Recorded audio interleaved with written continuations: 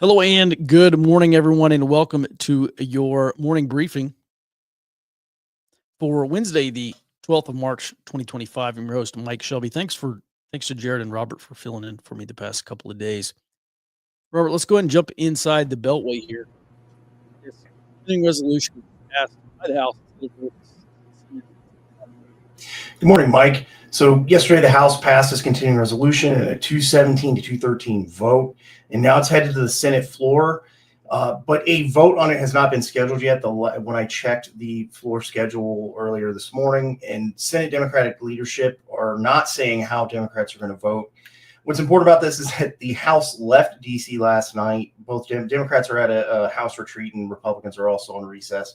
So the situation right now is that the Senate either passes this continuing resolution as it is, which has been heavily criticized by Democrats, or they risk a shutdown because they don't really have time to put together a different bill or make any amendments and then send it back to the House for a vote. Mm-hmm. And I'm sure key lawmakers in the Senate have expressed their views. Do you think this is going to pass? I think so. They need at least 8 Democrats to cross the aisle because Senator Rand Paul has said he's a hard no. And a lot of these Democrats have said, or a handful of them, I think at least almost 8 of them have said that, yeah, they are going to hold their nose and pass this. But there is a risk that they don't get to 8 Democrat votes to get it, through the Senate. Mm-hmm. All right. And then moving on, there's a new regulation coming on that's targeting cartels. What's going on? Yesterday, the Treasury Department's Financial Crimes Enforcement Network, they issued what's called a geographic targeting order. And this is for money services in California and Texas. I think they said 30 zip codes across the border. And the idea, what they're going to do is lower the threshold for requirements to report these financial transactions from $10,000 to $200. And Treasury Secretary Scott Bessent said that this order is part of what they're calling a whole of government effort to combat the risks that cartels present to the U.S. financial system. And so I think this is the domestic side of this terrorist group, this terrorist or foreign terrorist organization designation we've talked about a lot, and that is meant to give the federal government the ability to basically disrupt cartel finances overseas by levying sanctions and other prosecution, other legal actions.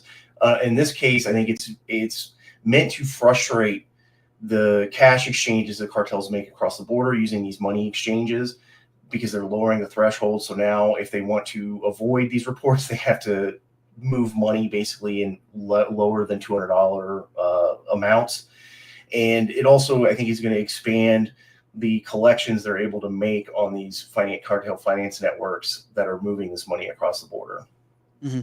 It seems to me like if you're a cartel, you just go to a town that's not a border town in Texas or California. I guess, are these other places going to be under increased surveillance, you think, Robert? Well, yeah, this could expand. They could decide to target other zip codes in the future, depending on how much of a disruptive effect this has. But I think that this is going to, I think the reason why they're using the money service exchanges at the border is because of geographic location. That's where a lot of these organizations are all, concentrated wise. There's cartels all over the U.S., cartel activity all over the U.S. They've expanded a lot, especially in the West, up north and some of the states that have legalized cannabis and things like that. But I think this is targeting where most of these groups are concentrated at with their activity inside of the United States. Mm-hmm. All right. Makes sense. Let's go ahead and move to our roll-up items. The first item here is over from the chief over at Transcom. That's the U.S. Transportation Command. What's he saying? This is General Randall Reed, and he urged the Pentagon to purchase 10 used cargo ships to bolster what's called the Ready Reserve Force. This is the U.S. Sea Lift fleet. And the reason why he wants them to make this purchase is because he said 30 of the Ready Reserve Force's fleet of 46 cargo ships are scheduled to retire between 2026 and 2034.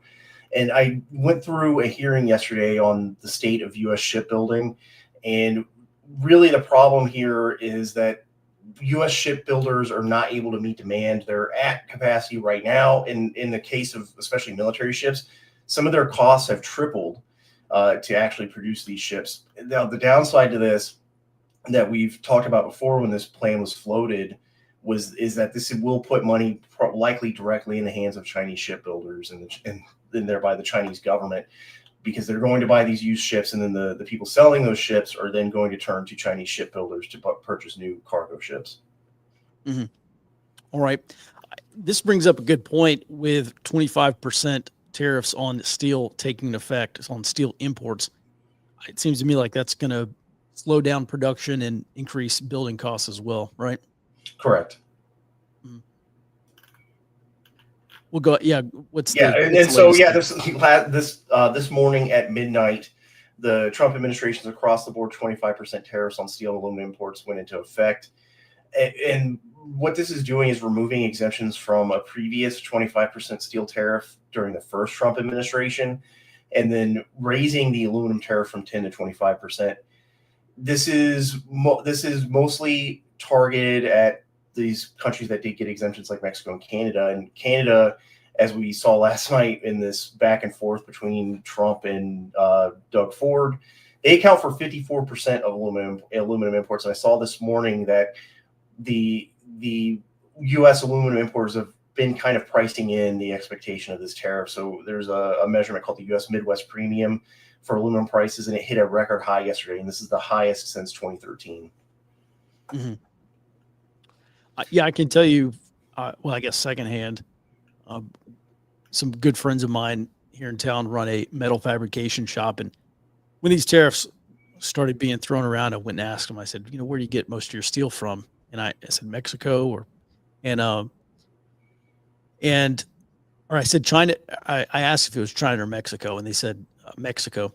So that's very, very common, at least for metal fab and metal companies here in Texas. So I expect that to take a huge bite out of those businesses.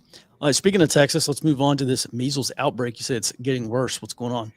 Yeah, yesterday, Texas authorities reported 25 new measles cases over the last week, and this is a total of 223 confirmed cases.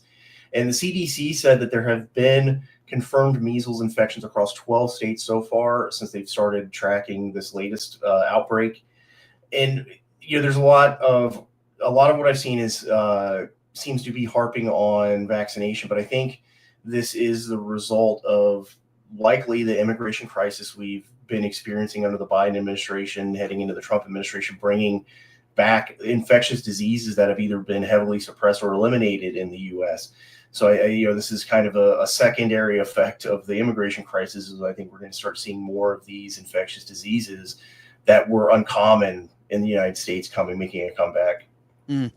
Well, I wonder why this, Robert, do you know if this was a problem 2, 3, 4 years ago? Yeah, as far as I understand, no. And there were talks about, I think, a couple of measles outbreaks, 2 years ago. One big one was actually at a migrant shelter in Illinois, I think in Chicago. Mm-hmm. Well, I hate to put on my tinfoil hat here, but I wonder if this type of stuff could be potentially foreign directed. Using, you go back to that Chinese manual was published back in the 1990s called Unrestricted Warfare. And it talks about using new weapons of war, specifically using weapons that the United States or the West doesn't traditionally consider weapons of war. And stock market crashes, computer viruses, pandemics were included in that list. I'm sure somebody at the National Security Council is paying attention to it. I would hope. Well, it's an interesting point, because there are ways that these infectious diseases, both targeting, American people and even the food industry, things like that, could be potentially weaponized. And that is something that, from my understanding, a lot of the people looking at infectious diseases, especially veterinary diseases, are concerned about, is that there could be a direct, using naturally available diseases, things that you can get. You could go to a farm and find a diseased animal, and now you have basically a potentially weaponizable form of disease that you can then purposely spread through the food supply chain. And when I was at the Bush School, I actually talked to I worked with a professor in a bioterrorism seminar, And that was one of the things they brought up, is that's a potential course of action that either a state or non-state actor could engage in, is purposefully spreading diseases to the food through the food supply chain, using things like hoof and mouth disease. Mm-hmm. Yeah, let's go down this path just for a moment here. Do people still get vaccinated? Isn't that included in MMR? I think that's a standard vaccination, correct? Correct. Okay, so if people are still getting vaccinated for measles, how is it? Is it spreading among illegals still, or what? I think that's more likely than this is a spontaneous outbreak because of just not a lack of vaccination, at least for American citizens. Because the MMR is a standard vaccine. I think this is, to me, this plus the previous outbreak that was at a migrant shelter points to me that these are people coming from countries where they do not have standardized measles vaccination. Mm-hmm. Mm-hmm. All right. Just a quick question here from Brian, and that is, are the measles outbreaks we're seeing the same variety as we've historically seen, or is there any chance this is a new variant? Robert, have you seen anything? I haven't seen that yet. As far as I understand, the CDC is still heavily involved in investigating this in cooperation with both Texas and New Mexico authorities, because that's where this larger outbreak is at, is on the border between Texas and New Mexico. Mm-hmm. Yeah, and Frozen Nomad brings up this is more likely incompetence at work rather than malicious intent. But I'll tell you, in this new great era of great power competition and crisis and conflict, and especially with gray zone warfare, in which China excels, I don't know. I think you just have to be naturally curious about considering the alternative to incompetence as well. All right, Robert, let's end up here in California with the California governor's race. What's going on? Rep. Katie Porter, California Democrat in the House, announced that she's going to run for California governor in 2026. Gavin Newsom is term limited, so obviously he's not running for re-election. And I've looked at the statements of Katie Porter's in the lead of all of the candidates who have announced. She's also significantly behind undecided in the polls I've seen. But this is important because she is a major anti-Trump, Trump resistance lawmaker or Democrat. And I looked through the statements of all the other Democrats. They're also heavily anti-Trump. So I think that the result of this California governor race, regardless of who ends up winning, is a signal that this California Democrat move to the center is over. There's also talk that former Vice President Kamala Harris is considering joining the race, and she's according to polling an obvious front runner. I think over 50% of support among Democrats in California.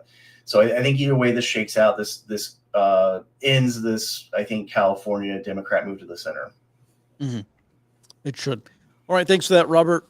Let's bring Jared on. We'll go through these global roll-up items, starting with Ukraine. They have accepted a 30-day ceasefire. I saw the Russians are still saying we need to wait and figure out what the U.S. and Ukraine worked out before we can agree to it on our side.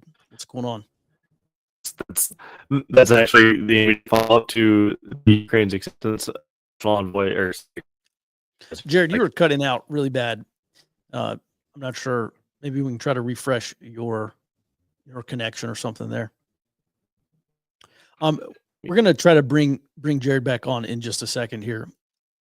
Let's go ahead and move over to our warning items, and I'll just take over this financial roll up here. It's been a really rough couple of weeks for markets, and I've been reading through financial investment research at these banks and traders. Some analysts are starting to use the R word cautiously, being recession. Of course, that has now entered the zeitgeist. And I put a ton of comments and quotes in this morning's report. By the way, if you want, we do produce a daily written report of this. If you like that, if you don't already get it, head over to earlywarningnetwork.com. Sign up for a free 7-day trial. Otherwise, you can read the rest of the stuff in this morning's report, but I do want to highlight a few. So Treasury Secretary Scott Bessent said, quote, "I think President Trump said that he'll own the economy in 6 or 12 months. Over at Commerce, Howard Lutnick said, quote, "These policies are the most important thing America has ever had." And he was asked, is it worth it for the United States if these policies do push the United States into a recession. And he said, yeah, I think it is worth it. Over on the big bank and investment firm side, they don't seem very. I take some of the stuff that Trump and Bessent and Lutnick have said, and it sounds like they're very open, maybe even expecting a recession. I don't get that picture from the banks so far and from these investment firms. BlackRock said current conditions, essentially like payroll data, suggest that market concerns about a recession are overdone. Goldman Sachs lowered their GDP forecast for this year from 2.4% to 1.7%, i.e., no recession. Over at UBS, and by the way, these investment research reports are coming out frequently throughout the day, but these are just the three that were available. UBS says about 50%, their base case at 50% is moderating economic growth, but no recession. They see a 20% chance of stagflation and 10% chance of a cyclical bear market or recession. They're not really painting a gloomy picture, at least not yet. Robert, I want to talk with you a little bit more about this. Before the show, we were talking about if there is going to be a recession, you know that Trump has to want it in the first year, not the second year, and definitely not leading right up or during the midterms where he could lose control of the House and the Senate. There have been also there's speculation floating around that Trump may actually be engineering a short recession. I have seen where folks have said if we do have a recession, it's probably going to be short-lived and mild. That seems to be the case of what I'm getting from these Trump cabinet officials. Do you think the Trump administration is trying to engineer this in the first year as opposed to the second? What the Trump guys like Lutnick, Bessent, I think even the head of the National Economic Council are saying, they're saying a lot of the stuff about detox period, economic reshaping, et cetera. And that to me seems like a big signal that they are trying to do this. And I also saw this independent financial advisory in New York. It's called TPW Advisory. Their owner put out a note saying that this seems to be Trump's plan. Is the idea is to weaken the U.S. economy because that allows for tax breaks, interest rate decreases, and weaken the U.S. dollar, which helps. What the Trump administration is signaling they want to do is a change in the U.S. economy from a import heavy to export heavy economy. And I think the timing of it does serve two things. One, it serves a political purpose. If they were to be able to engineer this recession, this shorter, weak recession, ahead of the midterms, then we could be on the back end of that. So the Trump administration and Republicans might get an electoral advantage from that. And two, I think also kind of sets up this major economic reshaping they're trying to do. They're trying to do a lot of government spending cuts, and what I think Bessent has said is reprivatize the economy and move economic growth from government spending to private industry. Mm-hmm. Robert, it makes sense. There's a ton of uncertainty. That I wrote that weekly economic outlook report and sent it out to subscribers last week. And one of the big things in that report was there's all these banks are talking about uncertainty, and businesses are holding back large purchases until they figure out what the tariffs are going to do. So where Walmart executives were over in Beijing, or they're about to go there, and several other U.S. retailers are trying to get their Chinese suppliers to eat the costs of these tariffs so that they aren't passed on to the American consumers. It makes sense to me that once this tariff situation gets cleared up and there is some certainty, and you know what, maybe even Trump, I would not be surprised to see Trump roll back on a lot of these tariffs if these countries promise more foreign direct investment in the United States. That's going to create jobs. It's going to reshore jobs here, especially from overseas. In some cases, it may be more economically advantageous to do that. But it seems to me like if the tariff situation gets figured out, I see a lot of these banks talk about how some underlying economic fundamentals are actually looking really good. I've had it. Let's see here. out of here somewhere.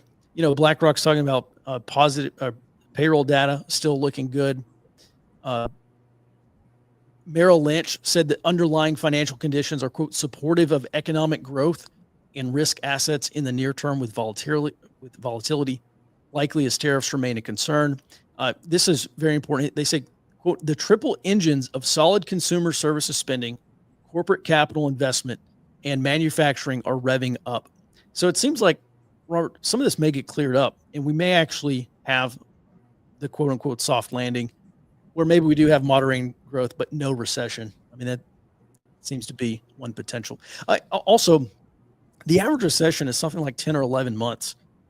If we do have a recession in the spring or summer, I don't know. I think that puts the Trump administration danger close to the midterms if we're not coming out of this recession by, at least summer or early fall. Otherwise, it seems like Republicans might get tanked because Democrats, I think, can pretty easily blame this on Trump, the quote unquote Trump chaos.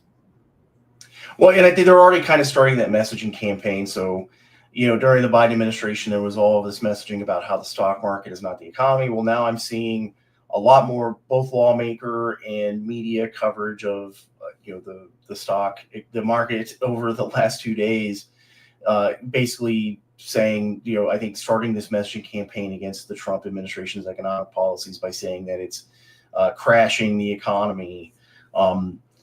I agree. I think the timing on this, if they are trying to induce a recession, the timing is key, because if they wait too long, there could be an economic crisis that's not in their, not, for lack of a better word, not in their control, and it will have major political consequences, because if the Democrats flip the House or the Senate in 2026, that's effectively the end of most of Trump's agenda. Mm-hmm. Yeah. One other possibility, we'll move on. I know Trump wants Jay Powell over at the Fed to cut interest rates. Powell doesn't want to do that. I wonder if Trump, and again, maybe this is a little too conspiratorial, a little too tinfoil hat, but I wonder if Trump is not maybe playing a game of chicken with Powell, because if economic numbers do start to worsen, if the unemployment rate starts to tick up, I think it was Citibank that said they expect 5% unemployment by summer, then that's going to put a lot of pressure on Powell to cut interest rates, which is exactly what Trump wants to have happen. Any thoughts on that before we move on?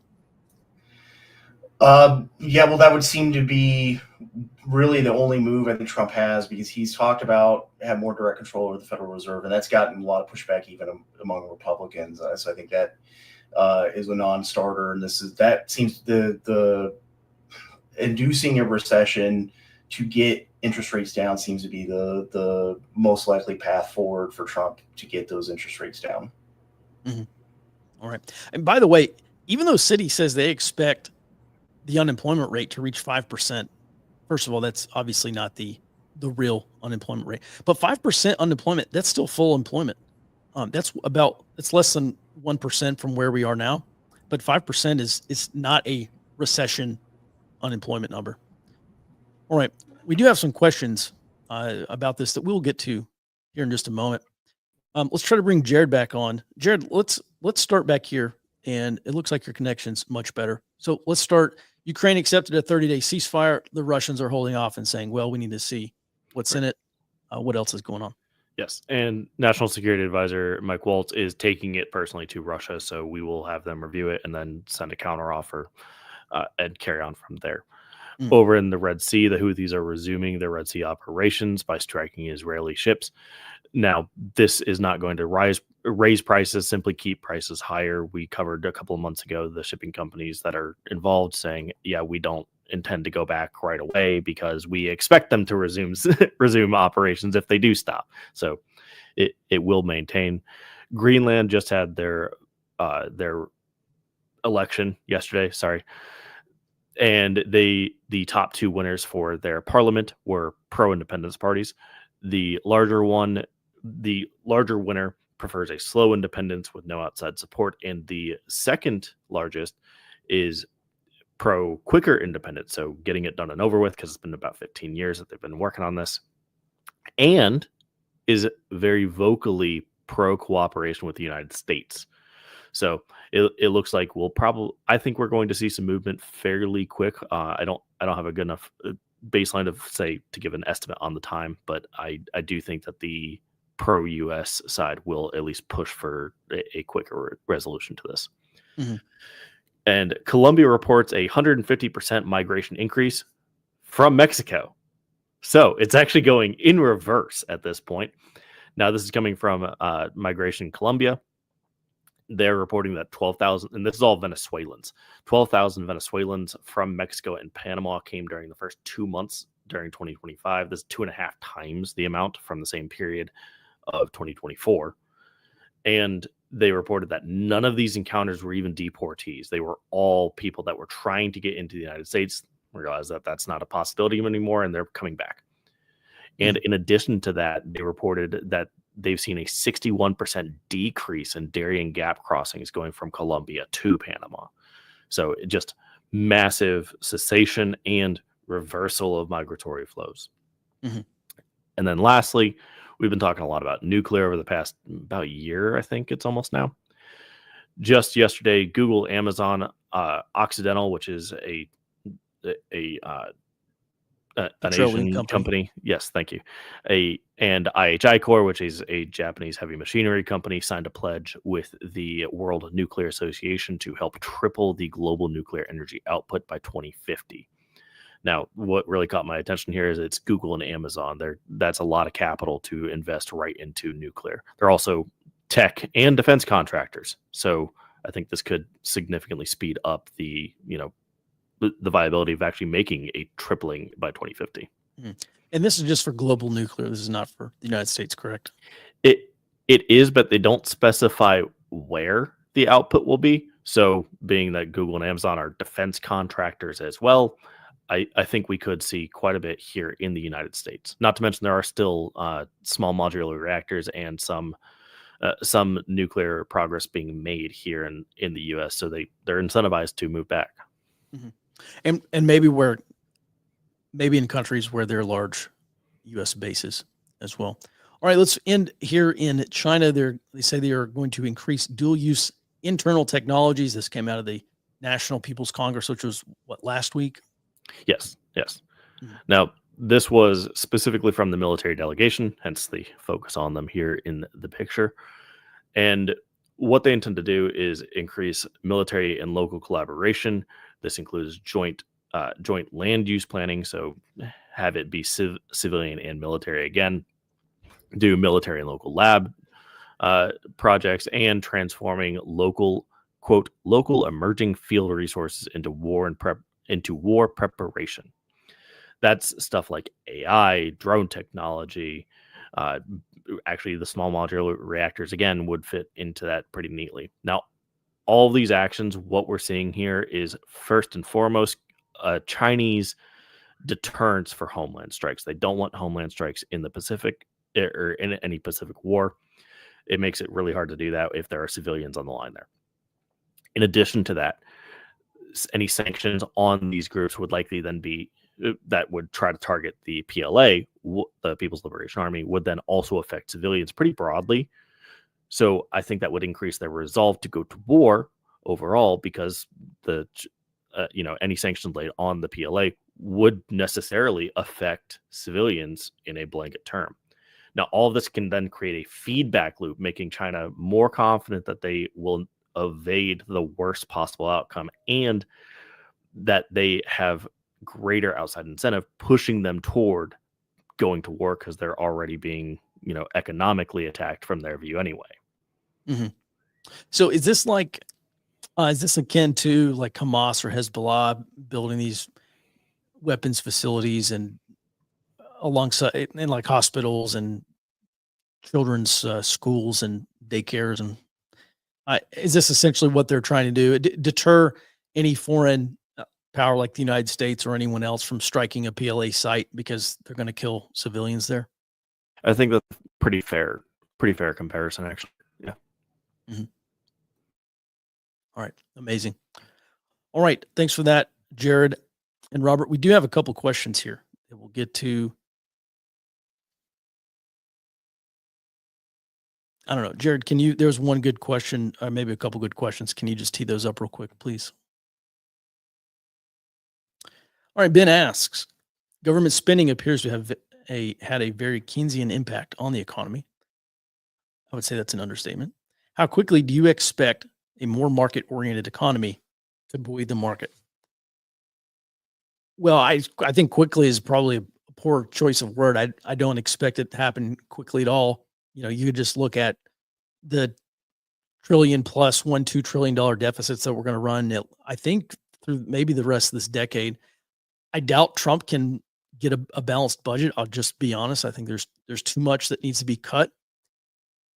I think even five or 10 years ago, there was a solid case to be made that federal spending was a major driver of the U.S. economy, and I even asked at the time, if you nuke federal spending, do you nuke the economy? And I think we're about to find out. I think this is probably, and listen, I personally hate to editorialize, but personally, I agree with Scott Bessent and Lutnick that our economy does need to detox, and like President Trump has said, we need a real economy, not a fake economy. We don't need an economy that's dependent or driven by federal spending, but that's exactly what this Keynesian style it has almost been like MMT, modern monetary theory. This is exactly what it's gotten us. So I think the question of how long it's going to take. I mean, I think you've got to look to the midterms. If Democrats take control by a single vote in the House or the Senate, there may be about a 0% chance. Robert, do you have any other opinion on this? A lot of this stuff is going to have to come through. Like the real spending cuts have to be enshrined into law by Congress for it to have a lasting effect. What say you?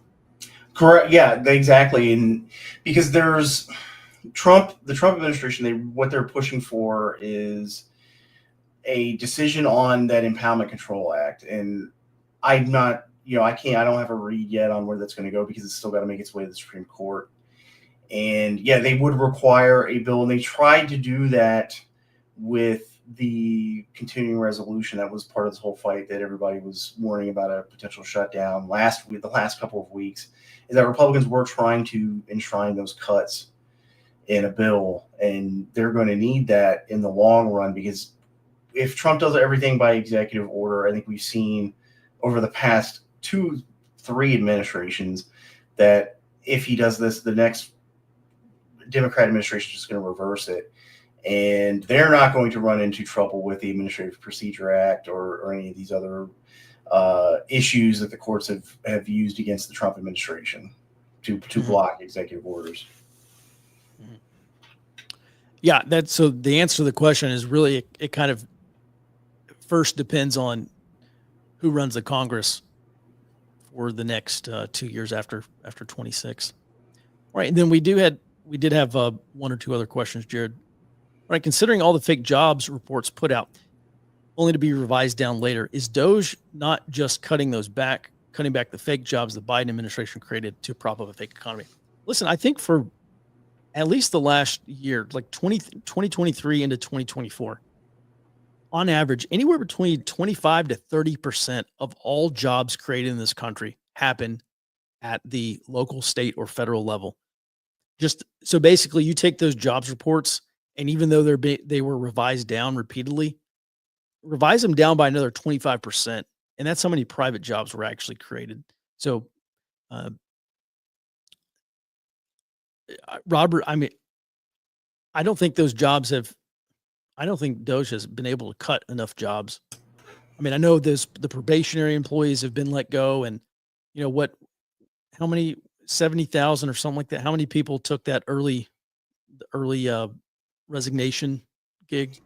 It was 75,000 that took the deferred resignation, and yeah, they're making cuts, but there's two things going on. One, the cuts are not at the same level as what we were seeing in the jobs reports, even if you're talking about the revised down job reports.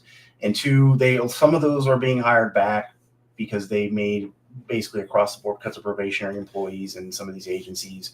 Some of the Trump cabinet secretaries have been rehiring some people because they are in critical jobs.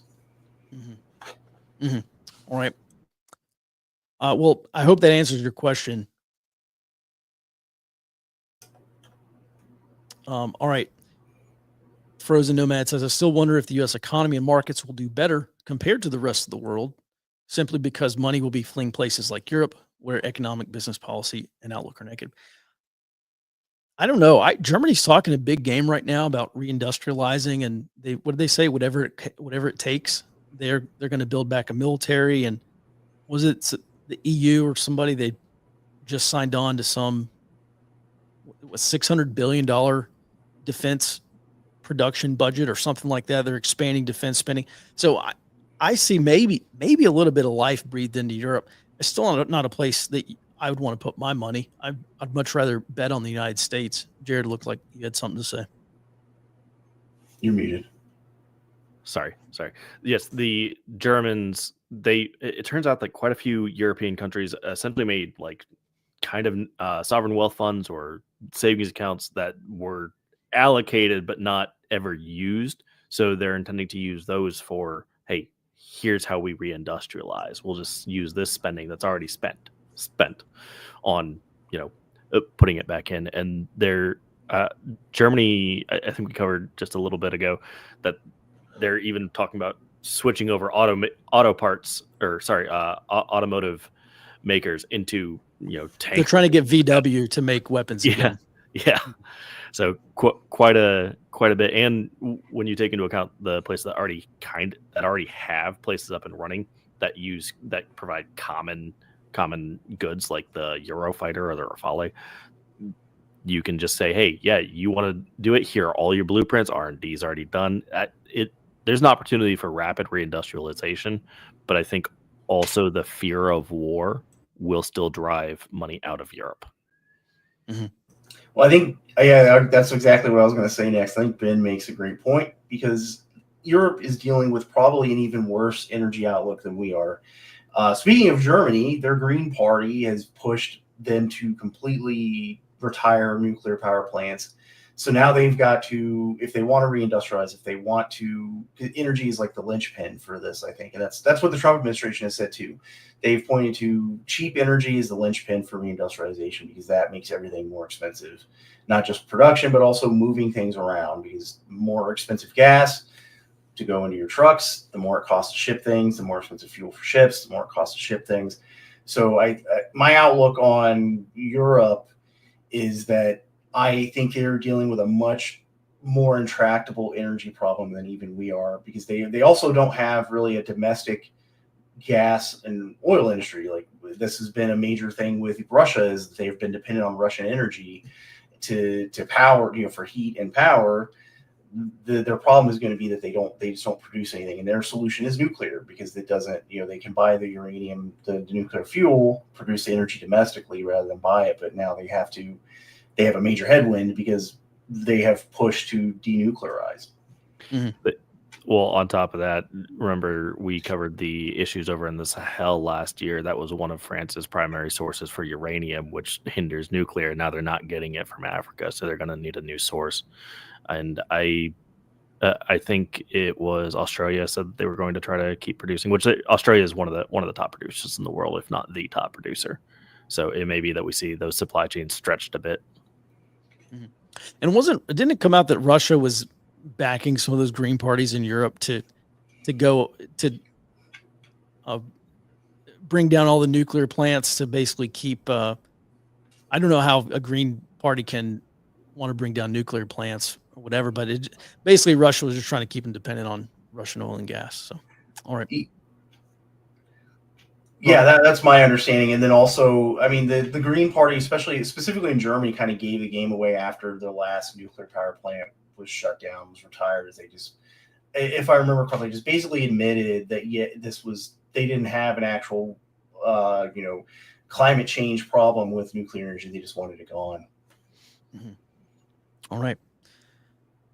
Well, Robert, Jared, thanks for that. And thank you for watching. We'll be back in your inbox tomorrow morning, back on the show, starting at 08 Central Time. Until then, be well and stay out front.